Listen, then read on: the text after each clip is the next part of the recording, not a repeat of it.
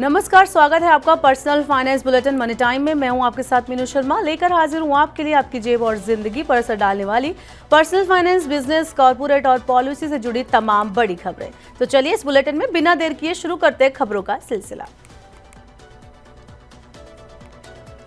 Real estate consultant company Knight Frank की report के मुताबिक इस साल जनवरी-मार्च के दौरान घर की कीमतों में बढ़ोतरी के मामले में वैश्विक स्तर पर शीर्ष 44 शहरों में मुंबई तीसरे और दिल्ली 5वें स्थान पर है। पिछले साल की समान अवधि में मुंबई छठे और दिल्ली 17वें स्थान पर थी।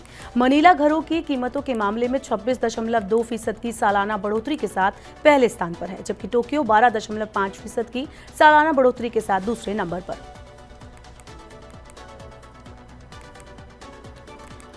प्रॉपर्टी फर्म एनरॉक का कहना है कि बीते 2 वित्त वर्षों के दौरान देश में घरों की कीमत में सालाना आधार पर 13% की बढ़ोतरी हुई है। इसके अलावा बीते 2 सालों के दौरान जितने घर बने हैं उससे ज्यादा घर बिके हैं, जिस वजह से पुरानी इन्वेंट्री घटाने में मदद मिली है। बीते 2 सालों के दौरान देश के 7 बड़े शहरों में 8.25 लाख घर बने हैं और 8.72 लाख घर बिके हैं। एटीएम से पैसा निकलवाना पहले के मुकाबले महंगा हो सकता है। एटीएम ऑपरेटर्स के संगठन CATMI ने रिजर्व बैंक से दूसरे बैंक से कैश निकालने पर लगने वाले शुल्क में ₹2 प्रति ट्रांजैक्शन बढ़ोतरी की मांग की है। फिलहाल दूसरे बैंक से एटीएम से पैसा निकालने पर ₹21 प्रति ट्रांजैक्शन शुल्क लगता है, जिसे बढ़ाकर ₹23 करने की मांग हो रही है। इंश्योरेंस रेगुलेटर IRDA ने जीवन बीमा धारकों के लिए बड़ा फैसला लिया है। रेगुलेटर ने एंडोमेंट पॉलिसीज के लिए सरेंडर वैल्यू से जुड़े ज्यादातर प्रस्ताव मान लिए हैं। अब पॉलिसी खरीदने के बाद ग्राहकों को अगर ये लगता है कि पॉलिसी ठीक नहीं है या किसी वजह से वो प्रीमियम नहीं चुका पाता है तो उसे पॉलिसी सरेंडर करने पर ज्यादा पैसे मिलेंगे। अभी तक जो नियम लागू था उसमें 1 या 2 साल बाद पॉलिसी सरेंडर कराने पर बहुत नुकसान होता था। ग्राहक ने जो प्रीमियम चुकाया था उसका नाम मात्र हिस्सा ही वापस मिलता था। अब कोई ग्राहक पॉलिसी खरीदने के कुछ महीने बाद भी उसे लौटा सकता है। पंजाब के कृषि मंत्री गुरमीत सिंह खुदियान ने कहा है कि राज्य सरकार ने धान की बुआई के मौसम में बासमती का रकबा 10 लाख हेक्टेयर करने का लक्ष्य बनाया है। उन्होंने कहा कि 2024-25 में लगभग 10 लाख हेक्टेयर क्षेत्र को बासमती के अंतर्गत लाया जाएगा, जबकि पिछले वर्ष ये 5.96 लाख हेक्टेयर था। उन्होंने बताया कि विभाग ने चालू बुआई सत्र के दौरान 2 लाख हेक्टेयर गैर बासमती धान को इस तकनीक के तहत लाने की योजना बनाई है, जो पिछले साल 1.70 लाख हेक्टेयर थी। हिंदुस्तान यूनिलीवर अपने सौंदर्य साबुनों में पाम ऑयल के इस्तेमाल को 25% घटाने की दिशा में काम कर रहा है। कंपनी ने पाम ऑयल की कीमतों में उतार चढ़ाव के साथ ही पर्यावरण के प्रभाव को कम करने की रणनीति के तहत ये कदम उठाया है। पाम ऑयल की जगह हिंदुस्तान यूनिलीवर द्वारा विकसित की गई तकनीक को सौंदर्य साबुनों में पेरेंट कंपनी यूनिलीवर द्वारा अन्य देशों में भी इस्तेमाल शुरू किया जाएगा। HUL को कई तकनीक को विकसित करने में करीब 5 साल का समय लगा।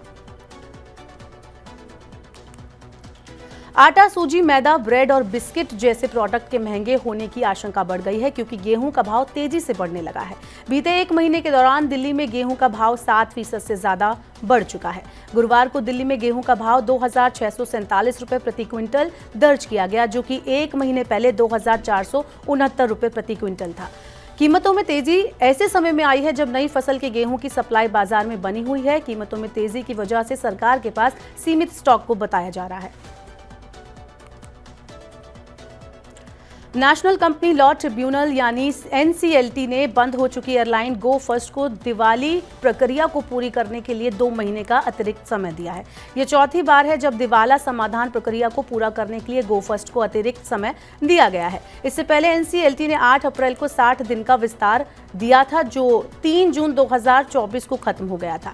गो फर्स्ट को अब 3 अगस्त 2024 तक की मोहलत दी गई है। दिल्ली हाईकोर्ट ने इस साल की शुरुआत में लेसर्स को 54 विमानों का रजिस्ट्रेशन रद्द करने और उन्हें अपने कब्जे में लेने की अनुमति दी थी।